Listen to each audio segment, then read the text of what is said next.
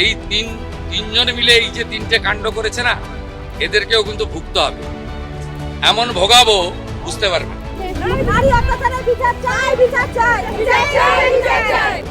যা রাজ্যের মুখ্যমন্ত্রী শুভেন্দু অধিকারী মহাশয়ের কাছে একটা বড় চ্যালেঞ্জ, এই বাড়াইপুরের বিষয়টাকে তিনি কিভাবে দেখবেন, কিভাবে বিচার পাইয়ে দেবেন।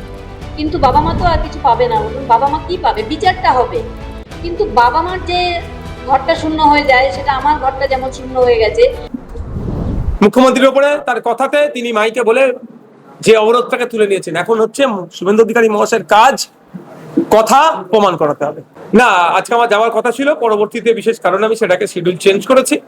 বুথের সভাপতি সম্পাদক যারা আছেন, ক্যাশিয়ার সহ যার নেতৃত্বরা আছেন, সমস্ত যারা আছেন তাদেরকে নিয়ে আজকে একটা আমার আলোচনা হলো।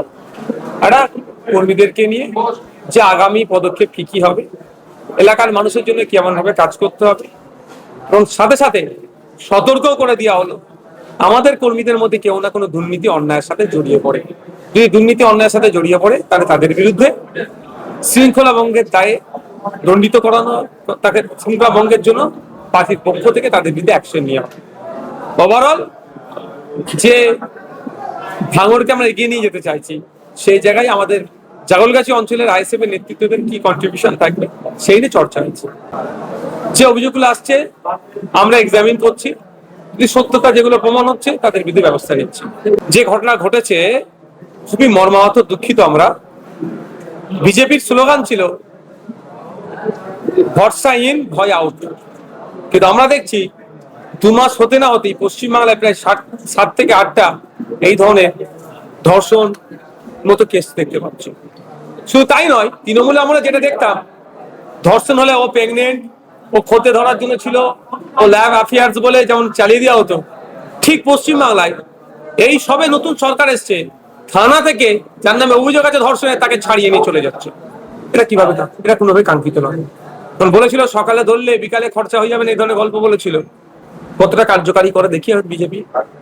আমি যতটুকু এসে শুনলাম, মায়েরা খুব হতাশা হয়েছেন, কারণ দল সরকার করেছে ভারতীয় জনতা পার্টি, তারপরেও তাদের উপরে হামলা হচ্ছে, অত্যাচার হচ্ছে।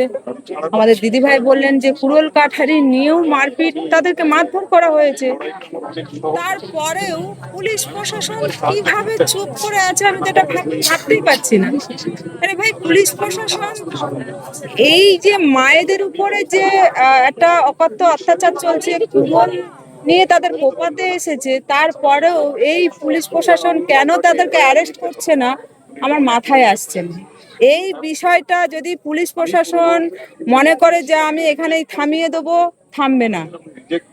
ওনারা যদি এই মস্তান শুভ বলে কে আছেন, আরেকজন কি নাম বললেন, প্রভাস কর্মকার, এদের যদি অ্যারেস্ট না করে, আমি এই মহিলাদেরকে নিয়ে আমি শুভেন্দুদার কাছে যাব, যাতে করে এনারা সুরাহা পায় এবং এই গুন্ডাগুলোর ব্যবস্থা হয়। এবং পুলিশ প্রশাসনকে আমি বলবো যে আপনারা যত তাড়াতাড়ি পারেন 24 ঘন্টার মধ্যে এদেরকে অ্যারেস্ট করতে হবে, এবং এদের যে অত্যাচার করা হয়েছে, এদের যে কুড়োল কাঠারি নিয়ে যে এদের কোপাতে এসেছে, এর উপরে স্টেপ নিতে হবে। কেন এটা করলো? আরে ভাই, এখন রাম রাজত্ব হতে চলেছে, অসুরের রাজত্ব চলছে না। অসুর এখন বিদায় হয়ে গেছে, অসুর জেলে খাটছে, এখনো এরকম হচ্ছে। আমি এটা চাই না, এর ধিক্কার জানাচ্ছি। আমার মায়েদের সুরক্ষিত চাই। এই পুলিশ প্রশাসনকে আমি বলতে চাই যে আপনারা সম্পূর্ণভাবে আমার মায়েদেরকে সুরক্ষিত করবেন, এবং এটা নিয়ে যদি ওনারা না শুধরান, তাহলে আমি মাননীয় মুখ্যমন্ত্রীর কাছে যেতে বাধ্য হব। দেখুন, সবে তো সরকার গঠন হয়েছে, সময় তো একটু দিতে হবে। তার মধ্যেই তো হেল্প ডেস্ক বলে একটা বার করিয়ে দিয়েছেন আমাদের অগ্নিমিত্রাদি। অবশ্যই মায়েদের সুরক্ষার জন্য যাবতীয় দরকার সেটা মাননীয় মুখ্যমন্ত্রীও করছেন এবং আমাদের অগ্নিমিত্রাদিও করছেন। এটা আপনারা সবাই জানেন যে শুধু নারী সুরক্ষার জন্য নারীদেরকে দিয়ে, মানে মহিলা পুলিশকে দিয়েই তৈরি করা হয়েছে। অতএব আগামী দিনে একটু তো সময় লাগবে, সবে তো সরকার গঠন হলো, একটু সময় দিতে হবে, তার মধ্যে সবই ব্যবস্থা হয়ে যাবে। কিন্তু আমি এতদিনে পুলিশ প্রশাসনের উচিত ছিল যে এই বিষয়টা নিয়ে ব্যবস্থা নেওয়া। কিন্তু আমি তো শুনে আমার মানে সত্যি খারাপ লাগছে যে মায়েদের এখনো সেই হাহাকারটাই রয়েছে, মানে শাসক দল শেষ হয়ে গেলেও মায়েদের হাহাকার যায়নি। তার মানে পুলিশ সম্পূর্ণ এখনো তৃণমূলের মদতেই চলছে। এটা আমি মাননীয় মুখ্যমন্ত্রী দাদাভাইকে বলবো যে এইগুলো আপনি একটু দেখুন, ভাঙড় থানাগুলো, যাতে করে আমার মায়েরা সুরক্ষিত হয় সেই ব্যবস্থা করার জন্য। মহিলা মানেই মা, কন্যা সন্তান মানেই কন্যা। আমারও সন্তান, সে অন্য কোনো মায়ের সন্তান হতে পারে। সেই সন্তানকে যদি অত্যাচার করা হয়, ধর্ষণ করা হয়, আমি এখান থেকে বলবো যে সরাসরি সেই মানে এমন একটা শাস্তি দেওয়া উচিত যেন ওইটা দেখে সারা পশ্চিমবঙ্গের মানুষ যেন কেঁপে উঠে, দ্বিতীয়বার যেন আর কোনো মহিলার দিকে চোখ না তুলে তাকাতে পারে, সে শিশুকন্যা হোক, সে মা হোক কিংবা বোন হোক। আর এটা যদি হয়ে থাকে আমি পুলিশকে বলবো এটা খুব তাড়াতাড়ি যেন ব্যবস্থা নেওয়া হয়, আর সেরকম যদি না হয় বাধ্য আমরা আমাদের মতন ব্যবস্থা করে নেব। দিদি, আপনি বলছেন ধর্ষণ মামলা শওকত মোল্লা জেল খাটছে, তাকে যখন জীবনতলায় ঘোরানো হচ্ছে, তার মেয়ে দাবি করছে যে আমার বাবাকে ফাঁসানো হচ্ছে, কি বলবো?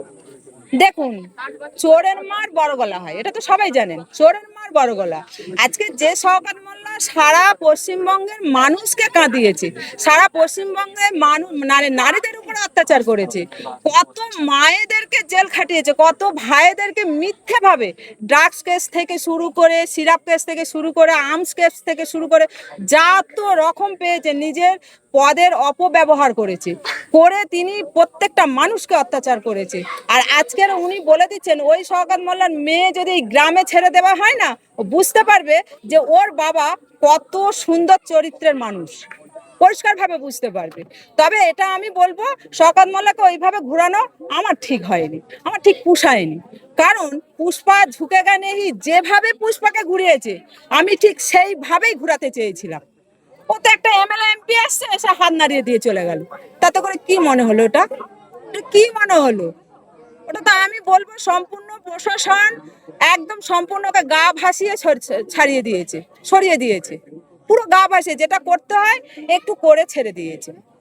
এইভাবে ওর শাস্তি হয়নি। শওকত মোল্লার মেয়ে অনেক কিছু বলবে, ও ওর বাবার সব কুকীর্তিগুলো জানে। মেয়েটাও আমার মনে হয় ওটা একজন মহিলা, তাই ওকে আমি কুরুচিকর মন্তব্য করতে চাই না, কারণ ও মেয়ে মানে আমারও মেয়ে, আমি ওকে মেয়ের সমতুল্য মনে করি, ওকে আমি সম্মান দিয়েই কথা বলবো। কিন্তু বাবার কুকীর্তিগুলোকে ওর ঢেকে দেওয়া উচিত হয়নি। যে যেমন কর্ম করবে তার তেমন ফল পাওয়া উচিত। শওকত মোল্লা যেরকম কর্ম করেছে সে আজ ফল পাচ্ছে।